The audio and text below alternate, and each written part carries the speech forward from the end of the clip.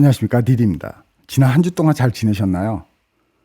지금 실리콘밸리에서 유행하는 리모트 근무라는 게 있습니다. 재택근무보다 한 수 위고 어떤 친구들은 타일랜드, 영국, 한국, LA, 뉴욕 이런 곳에서 근무하는 친구들이 많습니다. 하나 저번 주에 저희들이 이메일을 받았는데 10월 달까지 오피스로 복귀하라는 겁니다. 하나 평생 리모트 근무를 허락한 페이팔, 트위터, 코인베이스, 드롭박스, 부서마다 틀리지만 페이스북도 허락을 했습니다. 그렇기 때문에 저희 부서에서만 벌써 30%가 넘게 이직을 했습니다. 그리하여 저희들이 일이 많기 때문에 제가 업로드가 약간 늦어도 이해 부탁드립니다. 며칠 전 제가 업로드한 속보, 그리고 중국 회사 주가 폭락으로 잠을 설치시는 분들께서 계시리라 봅니다.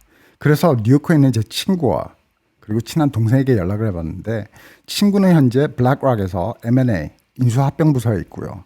그리고 친한 동생은 골드맨앤색에서 인베스트먼트 컨설턴트로 근무하고 있습니다. 이들하고 삼자 대화를 하면서 얘기를 나눴는데, 투자 회사나 개인 투자자들이 입장이 다 틀리다는 겁니다.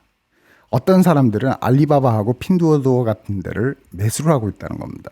아시다시피 아크인베스트 캐티 워드는 벌써 매도를 하였죠.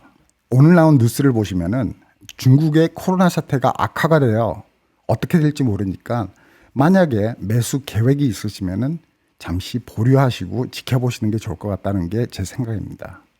그 외에 빅 5, 팽에 대해서 얘기를 나눴는데 골드맨색과 블랙락은 입장이 똑같았습니다.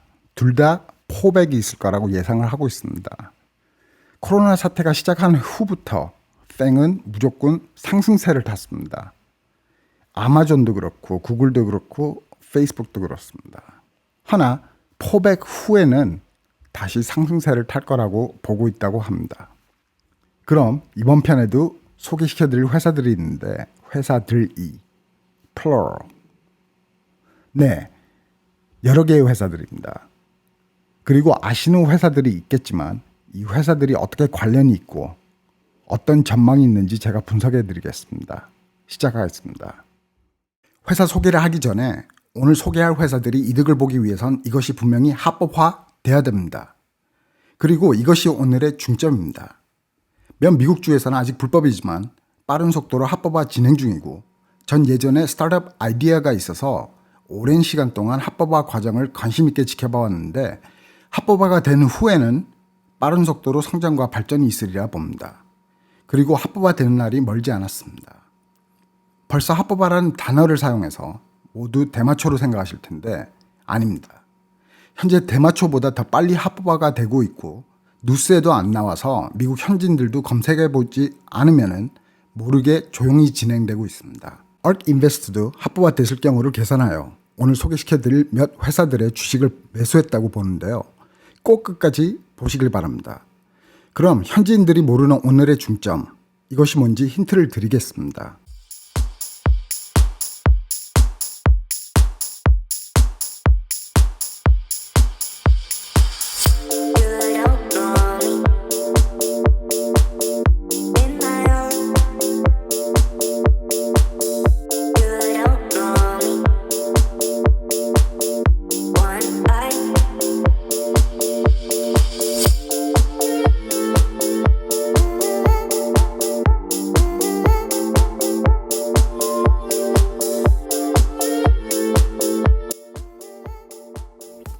혹시 짐작되는 게 있으신가요?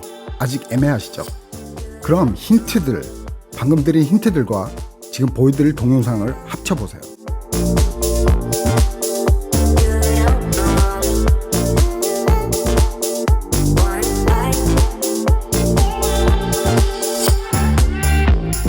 힌트들을 보시면은 e스포츠, 축구, 야구, 농구, 풋볼, NASCAR, UFC, 그리고 라스베가스 카시노를 합치면은 바로 온라인 도박입니다.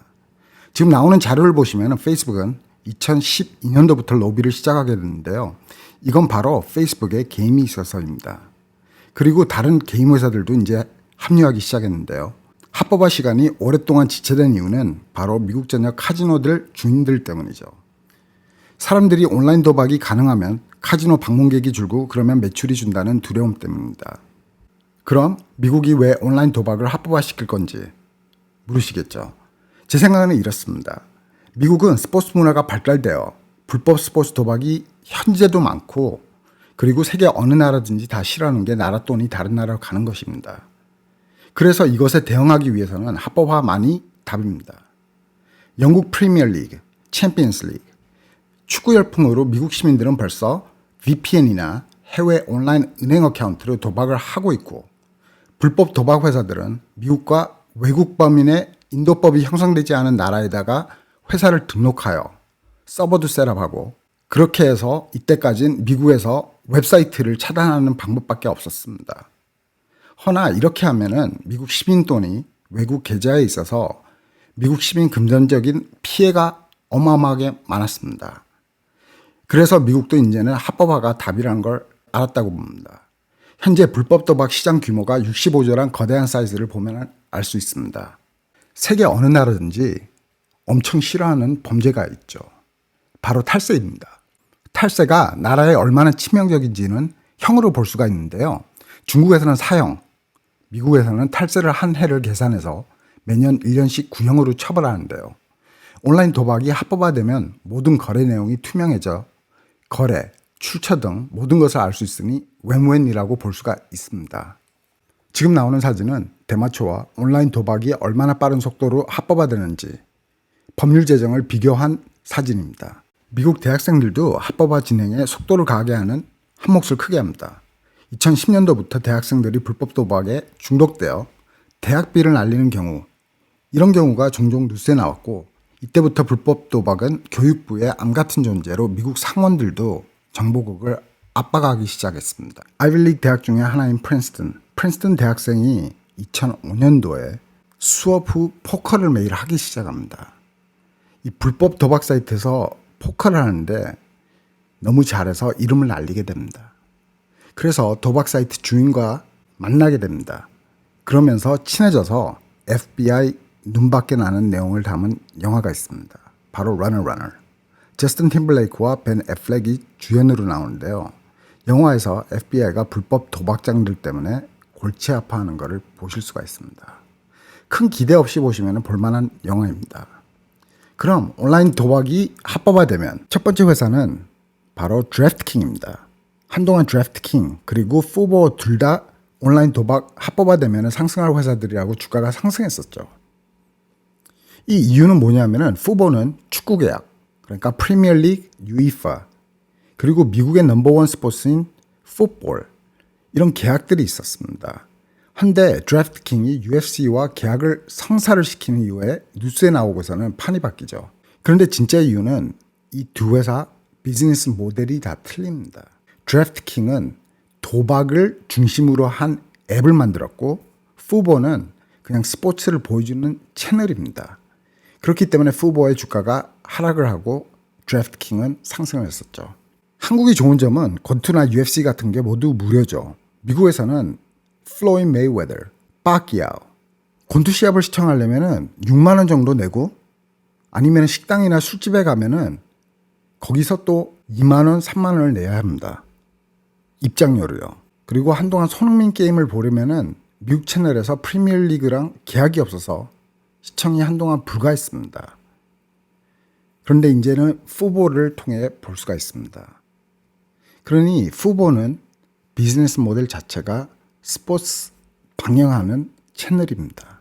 드래프트킹은 벌써 합법화된 미국주에서 도박 베팅이 벌써 가능합니다. 베팅을 하려면 그 주 시민이라는 민증을 제출하거나 전기세 등 입증한 다음에 베팅이 가능합니다.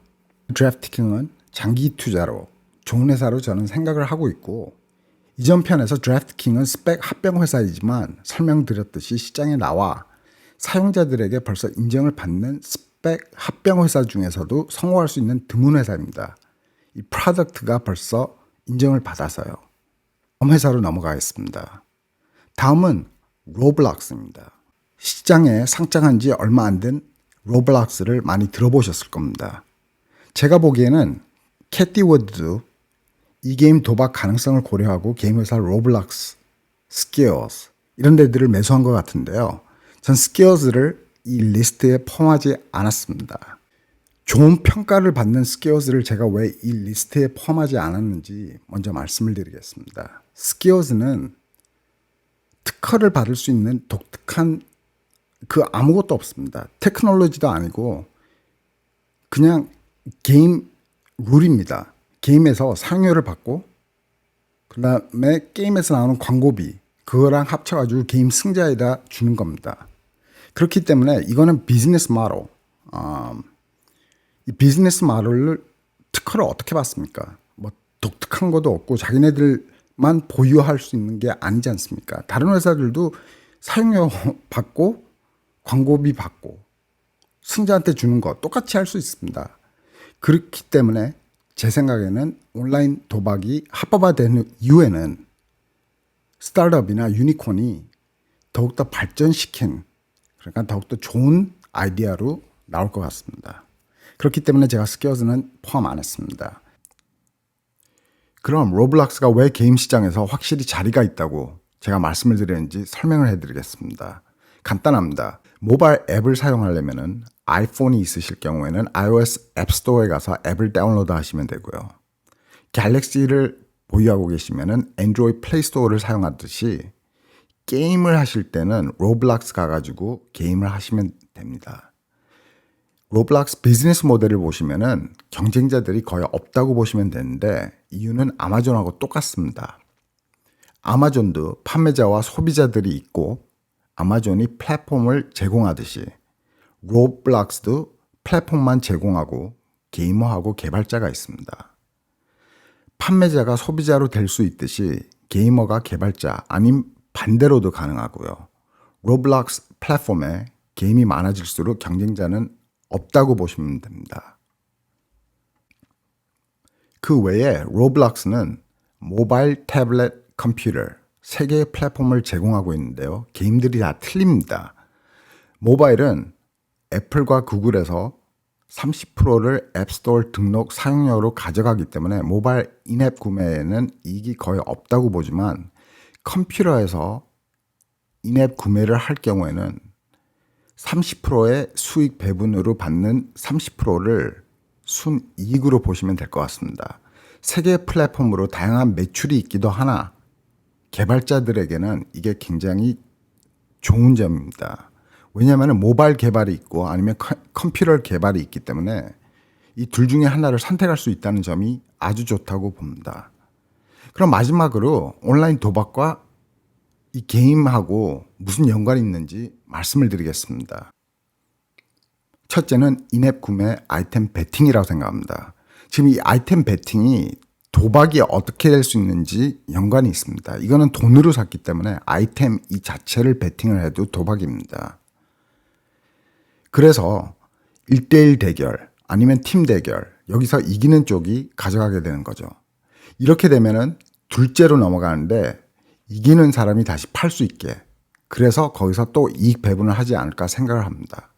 이렇게 한 바퀴를 돌면은 잘 보시면은 금전적인 베팅은 아니지만 금전적인 이득을 볼 수 있는 그리고 지는 아이들은 베팅 아이템이 더 필요해서 인앱 구매 매출이 더 오르리라 생각합니다.